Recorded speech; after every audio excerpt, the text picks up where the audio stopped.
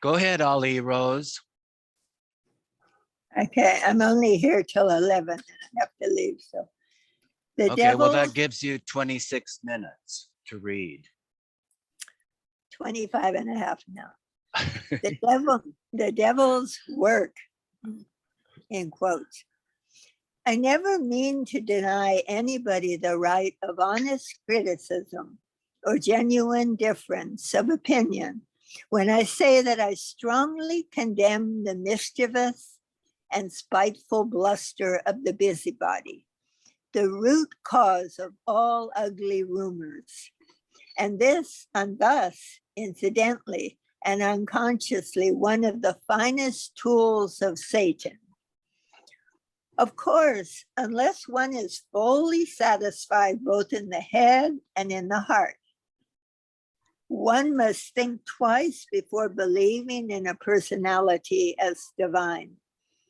Otherwise, in the words of Benjamin Whichcote, an independent Christian divine of the 17th century, quotes, "Conscience without judgment is superstition, and judgment without conscience is self-condemnation," end quotes.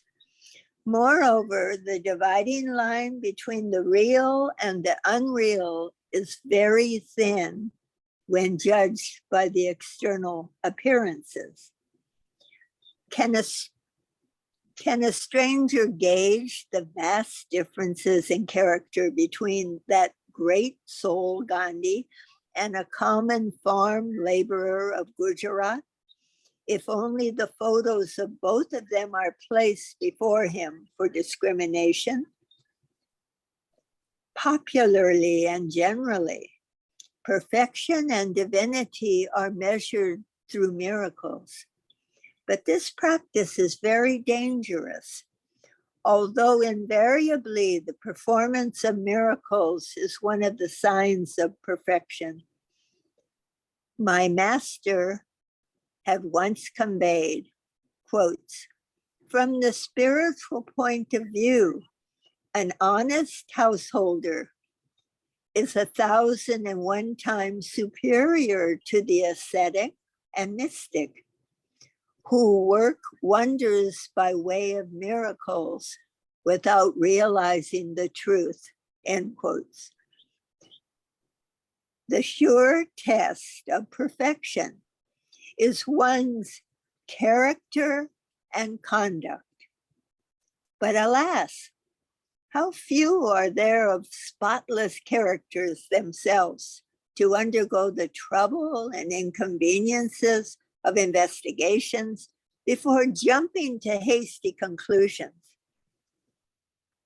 Risk not, gain not is a universally accepted maxim and is also actually practiced by all in worldly affairs. Hence, where is the harm if one were to risk some loss of time and labor, and even something more in the sacred cause of spirituality?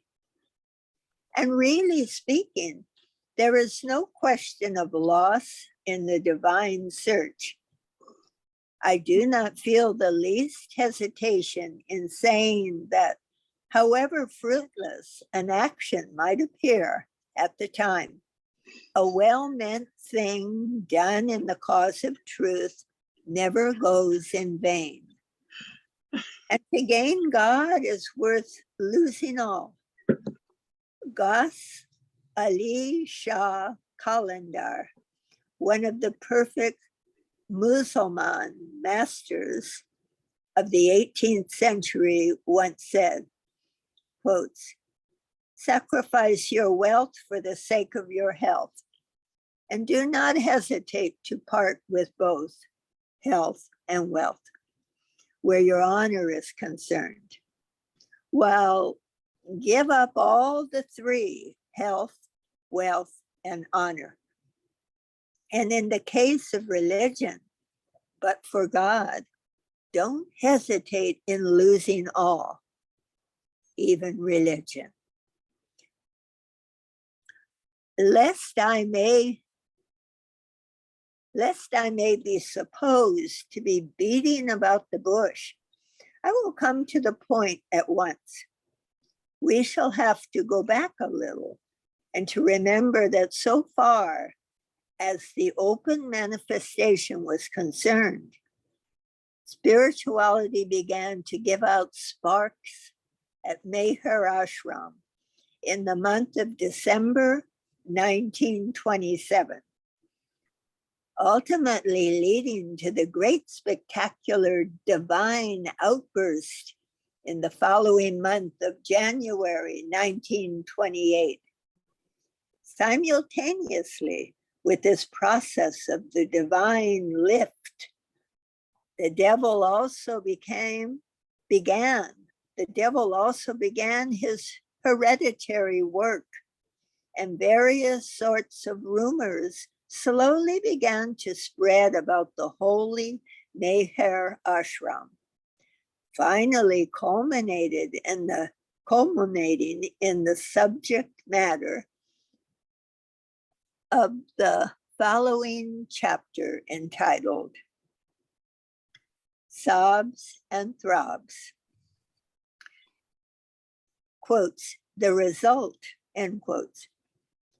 At first, these rumors were local and generally in reference to the strange behavior of some of the boys in the ashram, who were all alleged to have lost their mental balance. In the absence of first-hand information from the proper authorities, a casual and inquisitive observer was honestly liable to be led astray in believing the boys as having actually gone off the mark from the way they at times behaved. But Dame Rumor soon set many a tongue a-wagging indiscriminately. Gradually, not only this rumor about the boys losing their sanity was badly distorted and greatly exaggerated to mischievous and spiteful lengths, but several others unfounded allegations were added to it by the busybody. Thus, by the end of January, quite a long chain of almost clumsy and silly, but no less dangerous rumors was created around the institution. Dangerous because, unfortunately, they did not remain restricted to the local area. Echoes of these rumors were also reported having been produced far and wide, causing grave misgivings in the hearts of many of the parents and guardians who had entrusted their beloved charges to Meher Ashram authorities. Whenever possible, on inquiries, the former were never denied a proper explanation by the latter. Save for this, the wild rumors were treated with the silent contempt they deserved by the authorities. So far as the purpose is served, it is seldom worthwhile to pay heed to the clamoring of the idly inquisitive world in connection with one's words and actions in the cause of truth.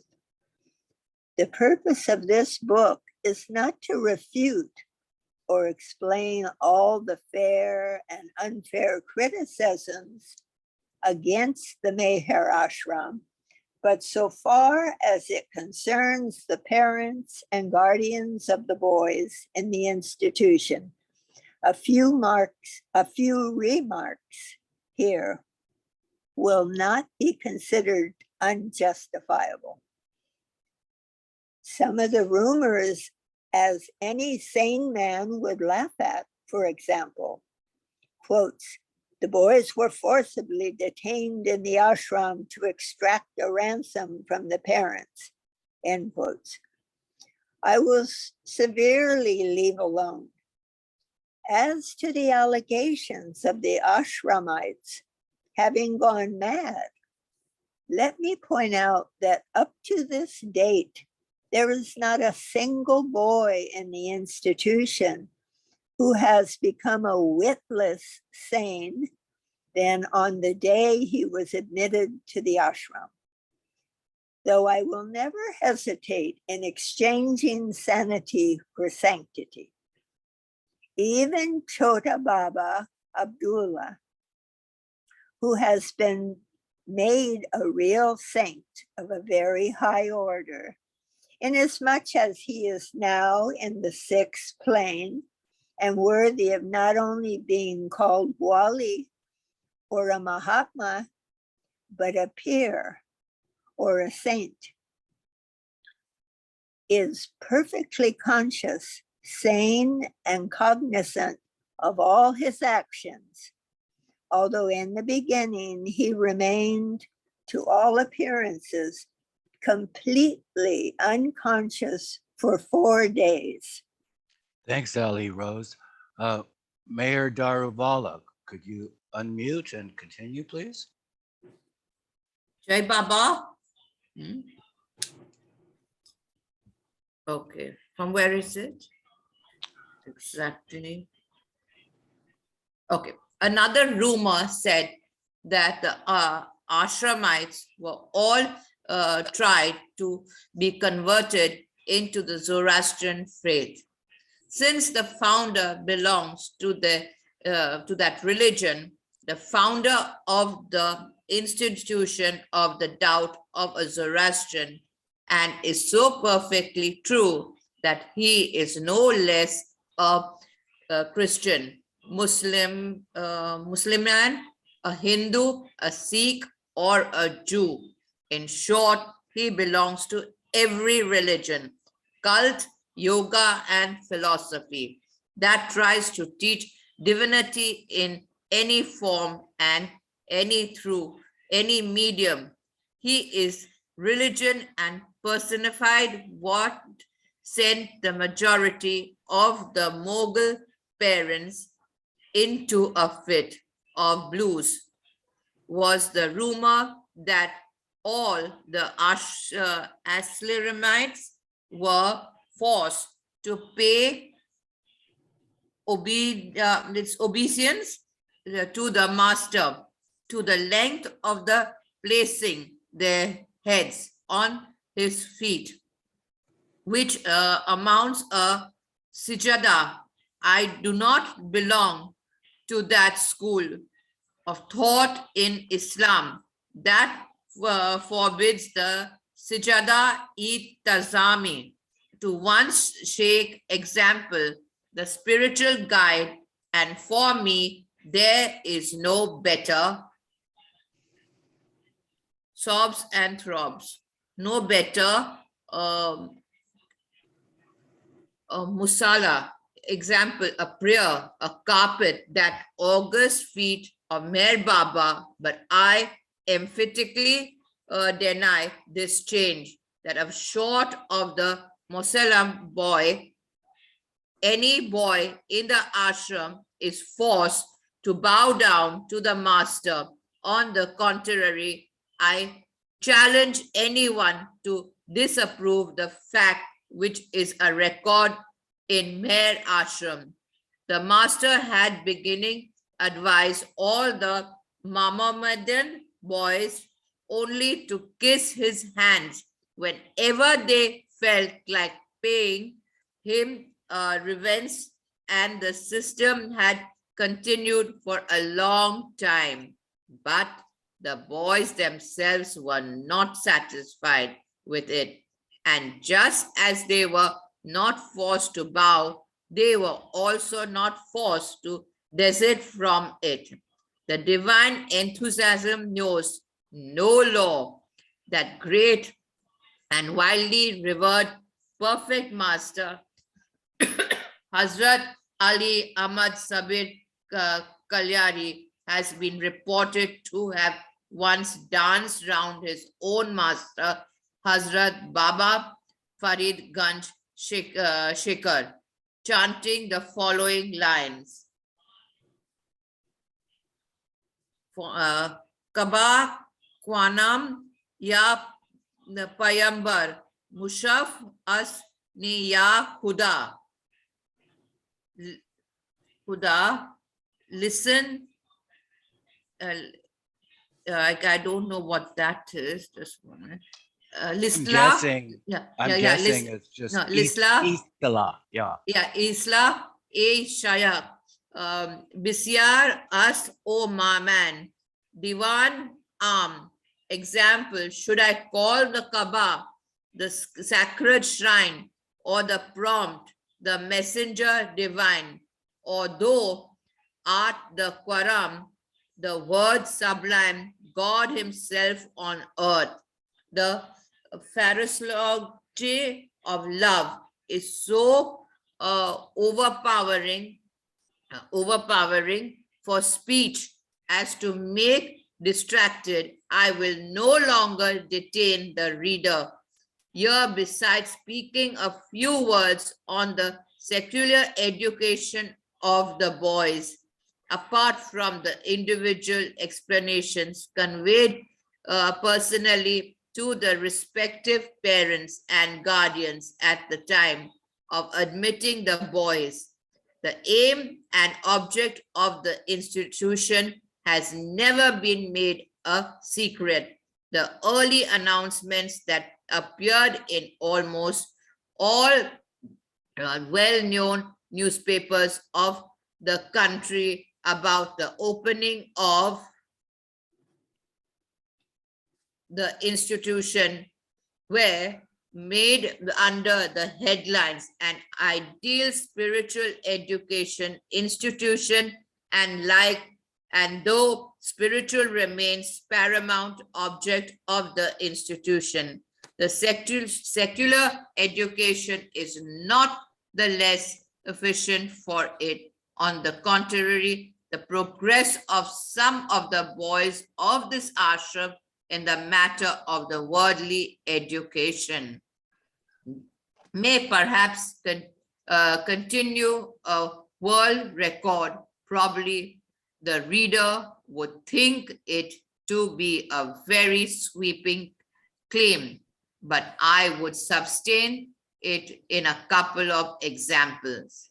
One, Duto Sav, a Hindu boy, 15 years of age, began to learn English in the Hazrat Babajan High School from the alphabet, and within 10 months only, he came up to the 6th standard English. Not that he was all a sudden placed in standard, but was prompt gradually in the space of 10 months. And I would like to add that with all other boys of the standards, he too was strictly examined by competent teachers before being promoted to the higher standards. The circumcum of the Bombay University being strictly followed, the marks gained by the boy when he was in the 5th standard English in the promotion examination that was recently held on the 10th of September 1828 as follows. English 36 out of 100. English text, English general 38 out of 100. Arithmetic 45 out of 50. Algebra 21 out of 50. Geometry 35 out of 50. History and geography 34 out of 100. Science and second language Sanskrit 70 out of 100. Total 279, 350% out of 350.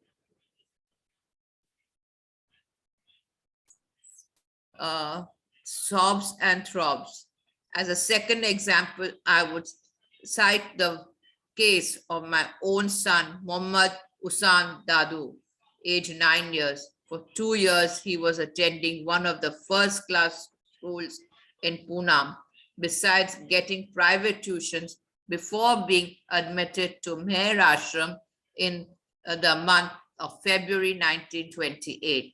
Without going into the details, I would say this much, that in 2 months, he made such a decided progress here that he had not done in 2 years. There, I mean, no miracle, although the progress is undoubtedly miraculous. But this speaks for the efficient teaching and tuitions here. And no wonder that for the average hundreds of boys of the school, there are no less than 20 competent teachers out of 3 are graduates and 7 undergraduates of the Bombay University, besides many non-matriculates, while the majority of them not only work for the sake of ordinary duty, but with the prime object of rendering direct service to the master, and therefore they put their heart and souls in their duties. Over and observe over and above the daily school periods of 5 hours, the boys and souls in their duties. Sorry, the boys are made to study in nearly 3 hours every day, while extra tuitions is also given to the very promising ones amongst them. In short, institution provides a rare chance for the boys cultivate and develop their respective secular spiritual faculties to the full, Thank to you. return. Okay, Thank you, Meher. welcome. Jai Baba. Ernie, please unmute and continue, please. Whoops.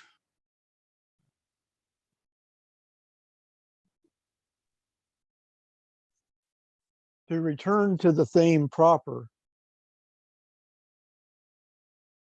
these rumors gave rise to the possibility of some of the boys being taken away from the ashram before their terms were finished by such of the guardians who may fall victims to the rumors and believe them as facts on the impulse of the moment.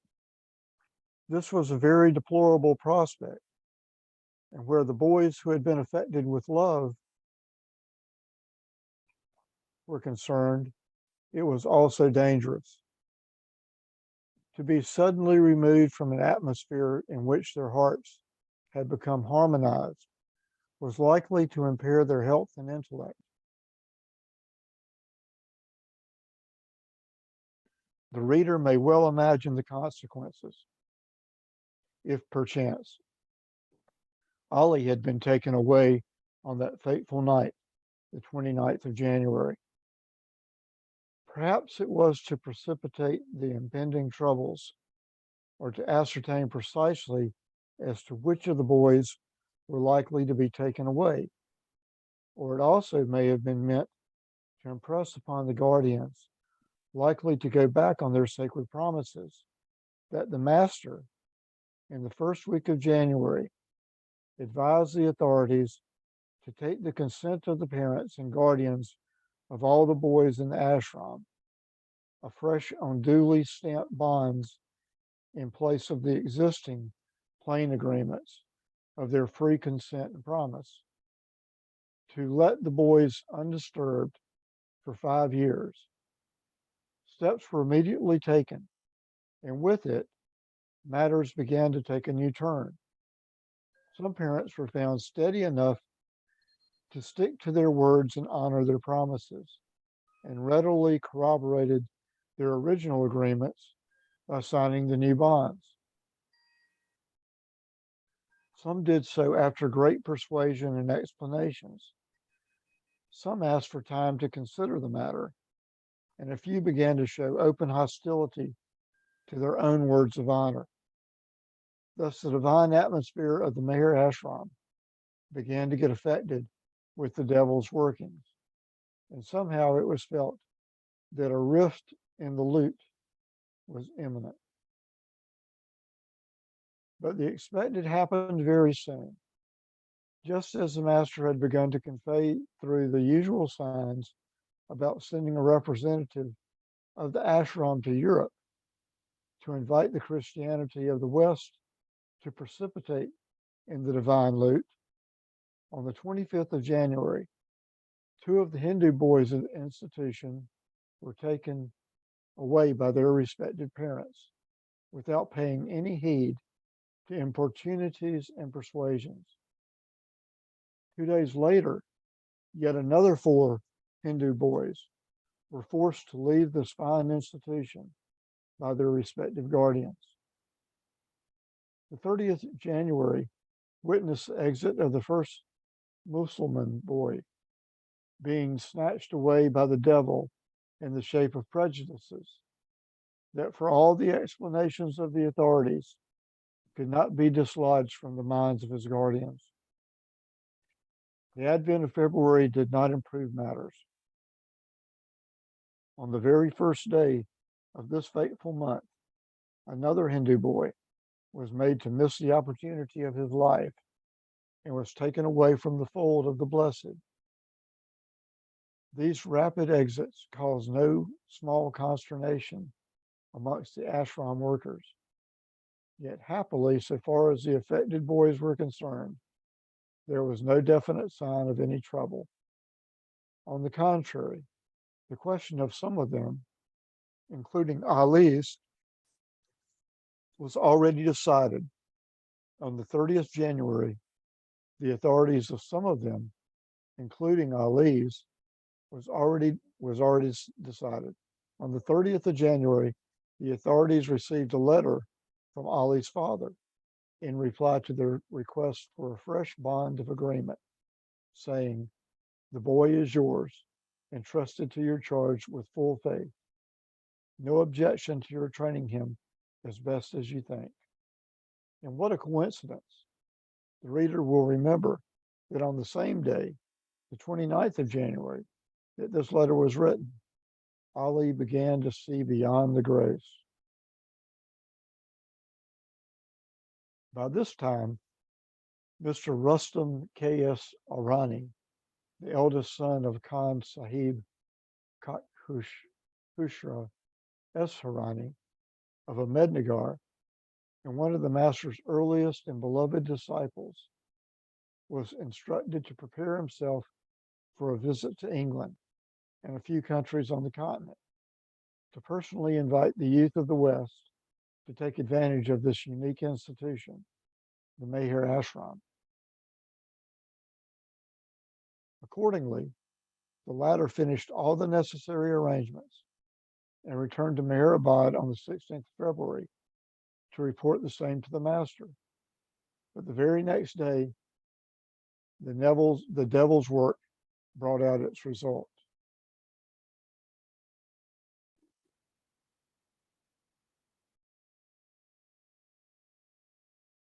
Chapter 8, the result. The devil played the trump card on the 17th of February, 1928, the 99th, 59th, and 26th day of the master's self-imprisonment, liquid fasting, and remaining only on water, respectively. Rumors had at last penetrated even into the Mughal community in right earnest. The elder brother of one of the most promising of the Mughal boys in the ashram, Muhammad Hussain, appeared on the scene that morning with trouble glistening grimly in his eyes. In place of his usually smiling face, remarkable civility, and respectful inquiry for the master, he greeted the ashram authorities with this curt sentence: "I've come to take away Muhammad Hussain." It was a simple sentence, yet enough to send a shiver of horror into the hearts of the authorities concerned in view of the boy's fine readiness for the reward of love from the master. The more the man was tried to be explained and persuaded, the more silent and reserved he became. I simply want to take the boy away from here, was the only audible thing heard of him in reply to every argument. He would not even say what his supposed grievances and complaints were. While for that poor boy, Muhammad Hussein, the advent of his brother was the appearance of the messenger of death. Holy horror was only too visible on his twitching features to be missed even by a casual observer. Still hoping against hope, the enraged brother was somehow detained the whole day by the ashram authorities with the view that perhaps he may get cool enough after seeing for himself the ashram life and may express his objections. But all this proved of no avail. The man remained adamant to the last. It was as if, in the language of the Holy Quran, God had sealed all his faculties against reason and truth. Thanks, Ernie. Rolf, could you unmute, please, and continue?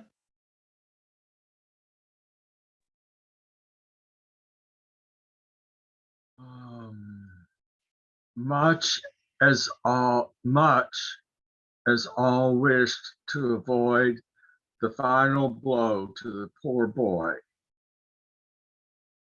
there was no escape from it. The man was conducted near to the master's seat, and Muhammad Hussein formally handed over to him in the presence of many other boys and disciples at about 8 o'clock that evening. The boy was all sobs and throbs, with a dreadful look in his eyes, as if he was not entrusted to his brother, but a butcher to be taken away to the slaughterhouse. But none were prepared for the awful scene that followed immediately.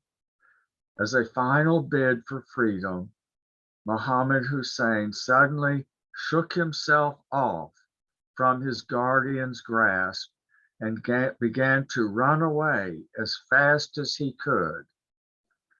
It was Mr. Afsari who succeeded in overtaking the poor and innocent fugitive, and once again brought the violently struggling figure of the boy to his brother.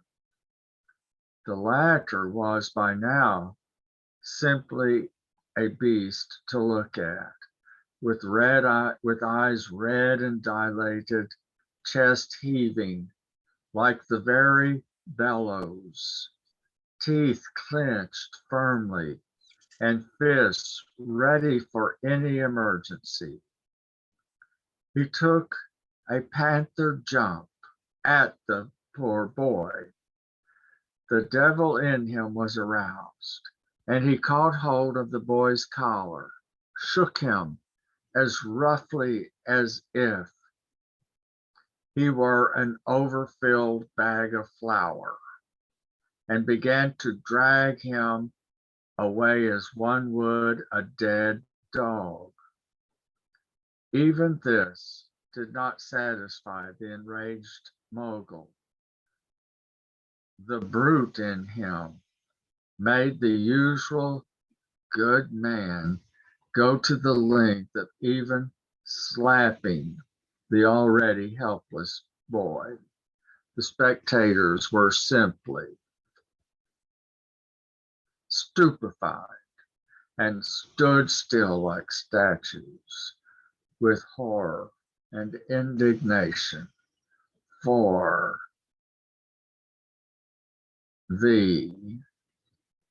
I'm blocked for seeing that.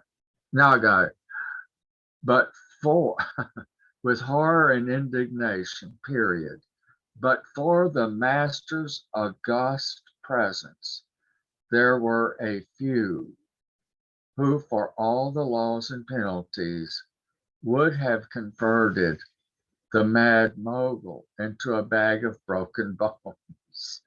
Still, for all the discipline, one of them could not help crying out, "Behave and be human in handling that poor soul." "Alive or dead, I am going to take him away," was the only answer, gasped out by the man, who went on half dragging, half lifting the struggling boy. It was only then he was it was only when he was seated in the tanga, holding the boy securely, that at last he blurted out his complaint. The meditation and kissing of the master's feet by the boy were his chief complaints. What flimsy grounds to create all the row about. I feel more pity than indignation for the man. Had he conveyed this earlier, I am sure the master would have granted his request and even forced the boy to desist from the practice. However, it was too late. But in spite of all this humdrum, the love-mad boy was sane. The love-mad boy was sane and brave enough to convey a parting message to the master in the very presence of his fretting and fuming brother. They were simply yet touching words, simple yet touching words. "Tell Baba, I am being dragged and driven away. I won't forget him. But convey to him my last weeping words, not to forget his promise to me." Tears were freely flowing down the eyes of all those who witnessed the result of the devil's work. And the master, yes, His Holiness's bright brown eyes were also shedding pearls, perhaps washing away the sins of the mogul, along with those of the others of his category. I feel like explaining as far as I can this phenomenon as to why one who is capable of converting the whole creation into all smiles wept himself, but I will.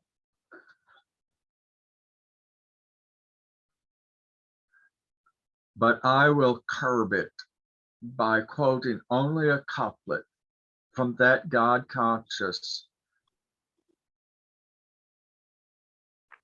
Kabir's life-giving poetry, being alive to the fact that the romance of Ali is already too much mixed up with explanations to be followed easily in its correct sequence. Kabir says, Chalti Chaki, Kabir is weeping at the sight of the grinding mill of the world, which is going on merrily, since none, of course, excepting those lucky few who stick to the central pen, the Kutub Sadguru, adept of the age. Since none remains safe between its two eternally moving rollers of life and death. The master did not retire for rest throughout that night and continued weeping silently for a long time. And now I will show how the incident affected our hero. Along with a few others of his kind, Ali remained by the master till about midnight, weeping for the lost comrade, when the master asked them all to go to sleep. All, including the hero, obeyed the command and retired to their respective beddings. But for all his efforts, Ollie could not sleep that night. As if haunted by a nightmare, he was found very restless and tossing himself to and fro on his bed. At 2 o'clock in the morning, the night watchman could not help reporting his condition to the master, who at once instructed Mr. Afsari to go and ask the boy to stop worrying about and sleep soundly. But Ollie's prophetic reply simply took Afsari's breath away. The boy seemed to be in a trance, and on hearing the message exclaimed, "What strange scenes do I see? What strange sounds do I hear? Oh, it is all the din and dust of the city life." And in spite of repeating attempts, Ollie could not at all sleep that night. Somehow the boy began to feel his own stay at the ashram in jeopardy. And many shared with him this thought. In spite of his father's recent letter, all felt now that where these moguls were concerned, promises and agreements were but mere scraps of paper, and remembered the master's early words. These moguls are word breakers and not to be trusted. Thank you, Rolf. Thank you, Javon. Mahu, would you like to continue, please? Unmute. Okay. Oh, sorry, unmute. I accidentally muted you. That's the following day, the 18th of February, was the master's 34th birthday. But in spite of the usual celebrations, it was felt to be very gloomy and dull in comparison with previous records.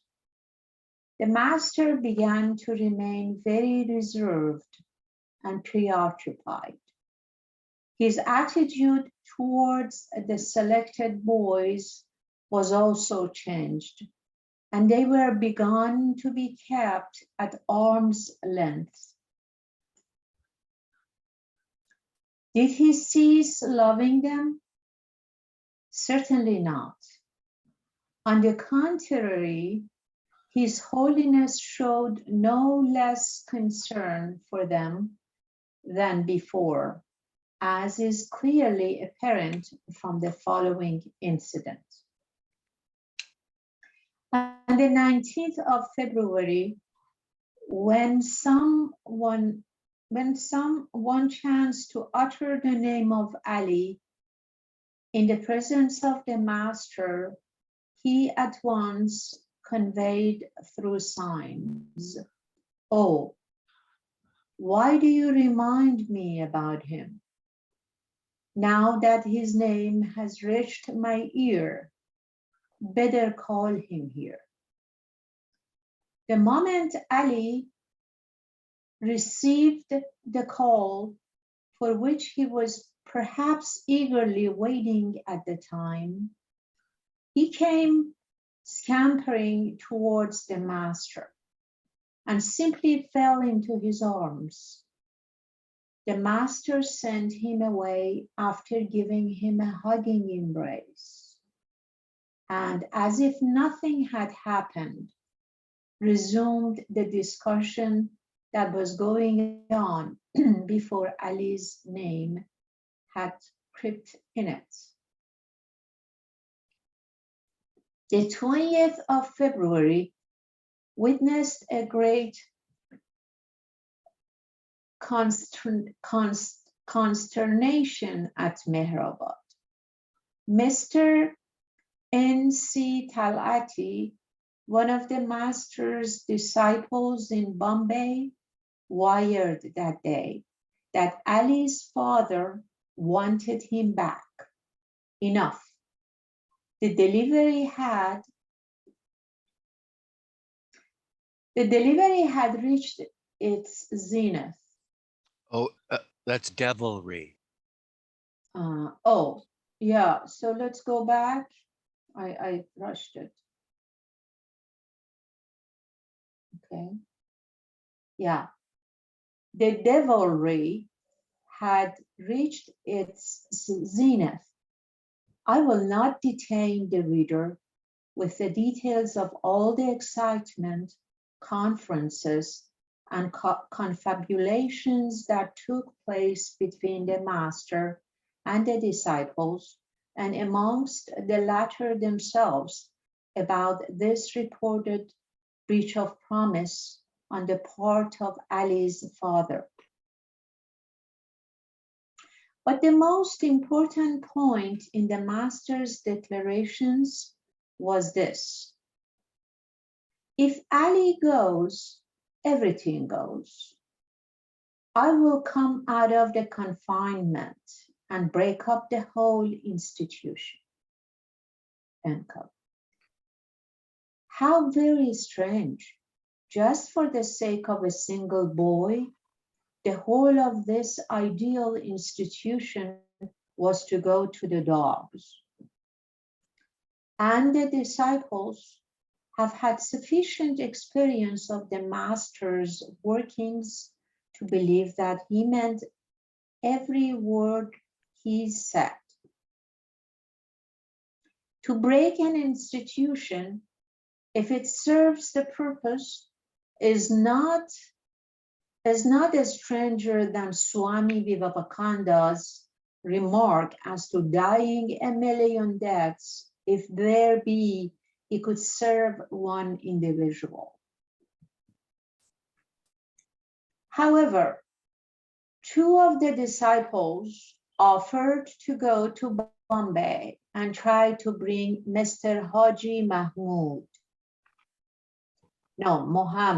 Mr. Haji Muhammad round, and the master allowed them to do so.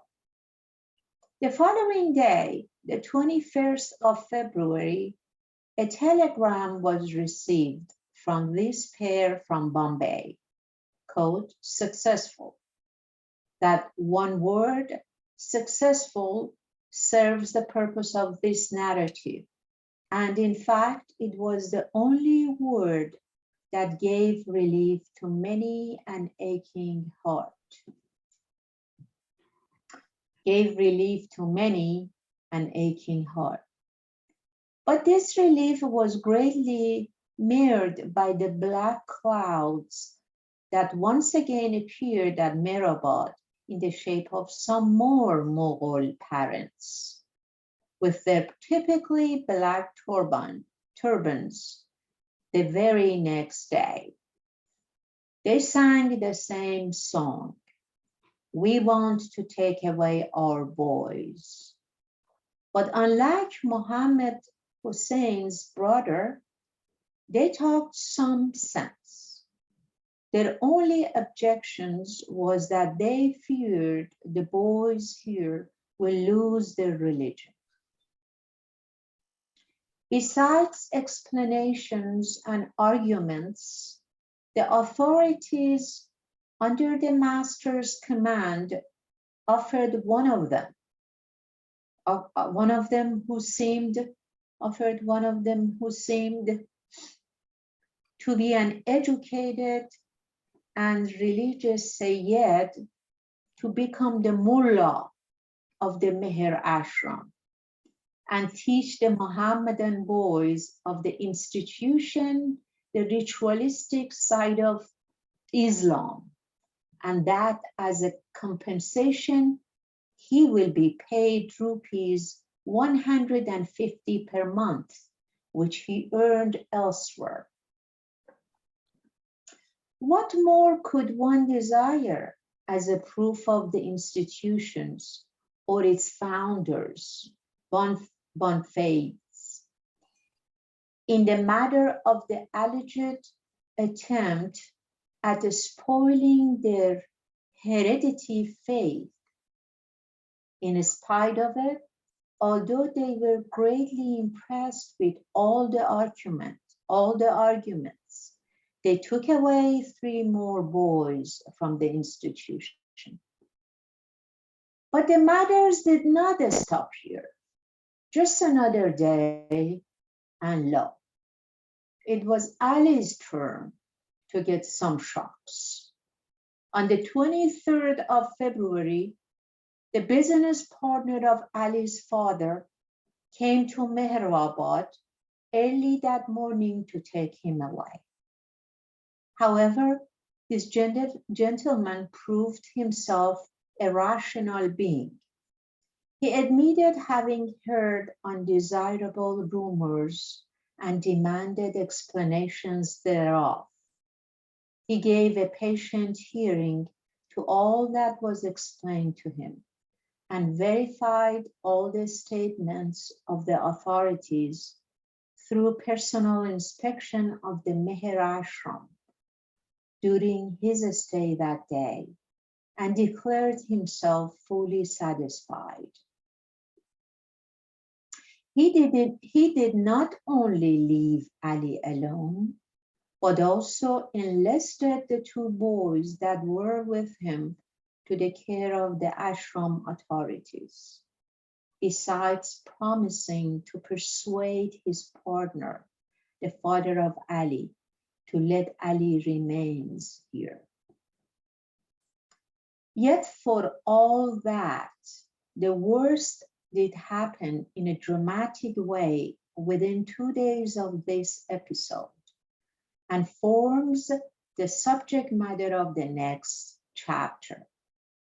Thanks, Mahu. Vijay, could you unmute and continue? Yeah, He echoes. snatched away. It was expected and yet unexpected.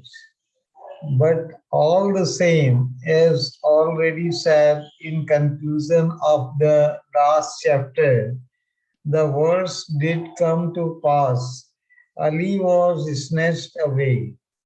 But let me narrate the dramatic details of the situation in full, so as to convey to the reader a further idea of the noteworthy traits in the chapter of the hero, which show him head and shoulder above the other boys of the ashram.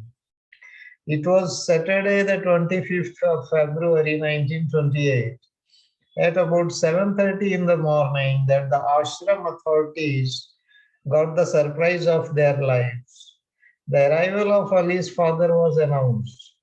In view of his partner's departure on the preceding day, with good impression and a promise to persuade him, he was at least not expected to turn up so soon.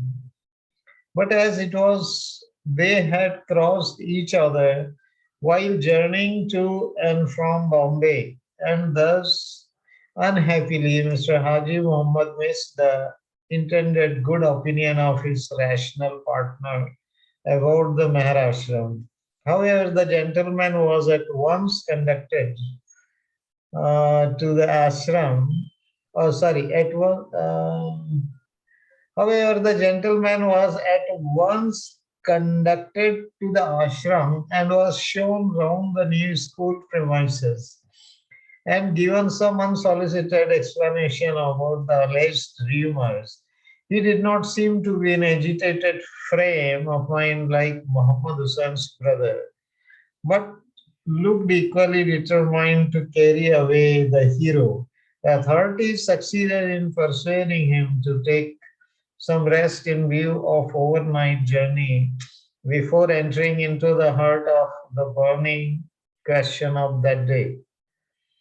Thus, when he got refreshed with a few hours sleep and had some food, negotiations were opened with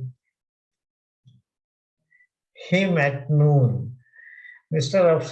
Afzeri was the chief speaker on behalf of the Maharashtra, and he argued the case well. The discussion went on for nearly 4 hours. The offer for a mullah for the religious training of the Mughal boys in the ashram was repeated, with the additional liberty of the selection of a mullah being made by the gentleman himself. He was also offered every help and compensation to shift the avenue of his business to or start a new one at Ahmednagar, if he liked to do so, to facilitate his visiting the institution from time to time to see that all went well with his son. By 4 o'clock, the devil was on the point of being defeated, as the gentleman seemed at last to have been brought round, and Mr. Afzeri went to draft the bond for his signature. But what did he find? When he returned, another Mughal gentleman was present there with Ali's father. The former had perhaps come to Ahmednagar by the afternoon train, and just as Mr. Afzeri had gone to fetch the fateful bond, he had joined Ali's father. The newcomer, in the absence of explanations from the authorities, was naturally very prejudiced and no less determined in taking away his own boys from the institution than Ali's father was in the morning. They had enough time to discuss the matter amongst themselves. And so no wonder that Mr. Abzeri felt his heart missing some beats at this unexpected sight. And his fears proved only too true. Ali's father had fallen a victim to hearsay again. Taking his courage in both hands, Mr. Afsari, although he had already talked enough for 4 hours, once again tried to meet squarely the opponent, who unfortunately seemed to have greatly prejudged the issue. The atmosphere had by now become very tense with excitement.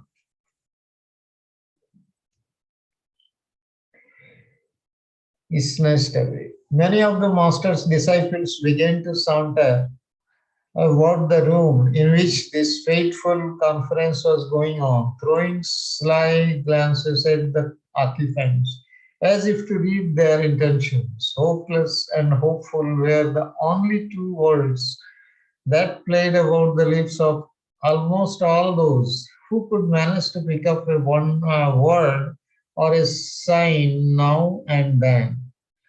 It was nearly sunset when negotiations with the stubborn Mughals were broken off. The devil had triumphed. The boys, including the hero, were to be taken away. Of all the actors in this exciting drama, Mr. Afsari was the most deeply affected. How sincerely he had tried to knock sense into the prejudiced Mughals could be seen from the fact that at the end of the parley, he went into a swoon and remained unconscious for some time. Wow. His troubles were well rewarded with that expressive sentence that the master later on conveyed: none has worked harder than him, of Seri, in the cause of truth. While describing his characteristics, I have said that Ali was not sentimental and that he had the least element of show about him in all his words and actions.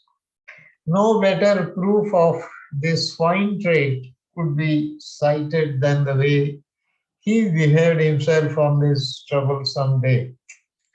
Unlike other boys who would cry and did cry, under such circumstances, Ali managed to hide his volcanic feelings behind his unruffled face, which all could see was calm as a mill pond. lest one may ascribe this to Ali managed to hide his behind his unruffled face, which all could see was as calm as mill pond, lest one may ascribe this to despondency or lack of sufficient feelings. I will show how really desperate he was. In the afternoon, when Mr. Abzeri had chanced to come to the ashram office for the morn, he had, excuse me, he had encountered Ali on the way. He cannot say to this date what made him ask why.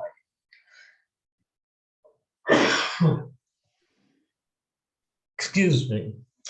What have you got in your pocket, Ali? Save that it was a silent command from the all-watching master. Mr. Avzeri, since he did not know why he asked the question, was of course unprepared for the startling reply and action of the boy. Ali simply dived his hand in one of his coat pockets and brought out an innocent penknife. Avzeri was on the point of walking off, but the question has gone directly home. But he could not help blurting out, "This is the final argument that I have reserved to take recourse to while talking out the question of my stay with my father." Oh God, am I dreaming? Thought the bewildered gentleman. What iron determination and how keen a desperation this boy of 15 summers had nurtured. The matter was at once reported to the master, who, in anticipation of the unfavorable decision, then strictly enjoined upon Ali never even to think of violence of any kind against anyone, including his own self. Since implicit obedience to the master's command is his watchword, this order of the master has proved more than enough to restrain Ali to this date from such extreme steps like the one he had under contemplations that afternoon. Besides the order, the master also gave him the promise: if you are taken away, I will either come out of my confinement or break up the institution. It Thanks, was best. thanks, VJ. Marvin, could you unmute, please? It was dusk when Ali was conducted down to his father. The poor boy was dumb with grief, yet there was neither a tear nor a twinge about his apparently placid features. Still, those who had an inkling of his kindling heart could not miss the glassy look about his eyes. A surging storm was being bravely checked in them. Without creating a scene or offering a clumsy and ineffective resistance, Ali silently obeyed his father's commands and was soon whisked off in a tonga. Many pairs of glistening eyes remained glued to the gradually disappearing twinkle of the vehicle's rear light as long as it could be seen. Gone, the leader of the little lovers was at last lifted away. There were many hearts that throbbed and many souls that sobbed that night at Mehrabad. To say the atmosphere became dark and deserted or grim and gloomy is still like begging for a better description of the awful state of affairs at Mehrabad. After the hero's departure, it was for the first time that the master inquired as to how many days had passed since he had confined himself and left off eating. True to his promise to Ali, the master had already begun to think of coming out. Did it also mean the closing of the ideal institution? There was no end to the conjectures made by many of the disciples, but none could foresee what was to happen the following day from the remarks conveyed by the master. Here is a short gist of his silent signaling. Quote, I have gone very weak. I will come out and commence eating. The purpose has not yet been served. Ali is not in loss in the least, but I am. It will all have to be done afresh. End quote. But the most significant words conveyed by the master were, quote, none should touch my person for 10 days under any circumstances, unless specifically ordered otherwise. And now let us turn to our hero for a while. Before reaching the railway station, Ali tried twice to effect an escape through the ingenious tricks of asking the Tonga to be stopped on one pretext or the other. Once he actually managed to go into an adjoining field, but his guardians were no less watchful, and the boy did not succeed in getting free from their grips. At the station, just as the train was about to move, Ali tried again. Quite unconcernedly, he slipped out of the carriage and, as if to help his father's companion, who had remained behind, into the compartment. Wait, let me read that sentence again. Quite unconcernedly, he slipped out of the carriage and, as if to help his father's companion, who had remained behind, into the compartment. Ali tried to put him off his guard, but that shrewd gentleman was not to be caught napping. Perhaps he guessed Ali's intentions, and just as the train began to move on, he was careful enough in gently pushing Ali into the carriage before he got in himself. The railway line at about the 3rd mile from Ahmednagar station towards Pune passed through the very heart of Mehrabad, where the colony was situated at the time. Perhaps it was due to the near approach of the object of his heart, or that there was no longer any chance left him of an immediate escape, that the train began to gather speed. As the train began to gather speed, Ali found the curbing of his emotions becoming too much for him. Yet, to avoid an open outburst, the hero leaned out of the carriage window to give free vent to his sobs and throbs, in order to drown them against the noise of the fast-moving train. And lo, in the brilliant halo of luster, he began to behold the master. What far-reaching power! Without a touch, a glance, or even close proximity, the master was able to give this sight to Ali as a parting gift of love from him. And this proved a very effective consolation to Ali in his hours of trial, since, in the boy's own words, which he conveyed later on, this sight used to help him much in checking a complete breakdown whenever he felt like weeping out his heart during this painful separation. Thanks, Marvin. We'll pick up at chapter 10, 6 Days of Separation, next time.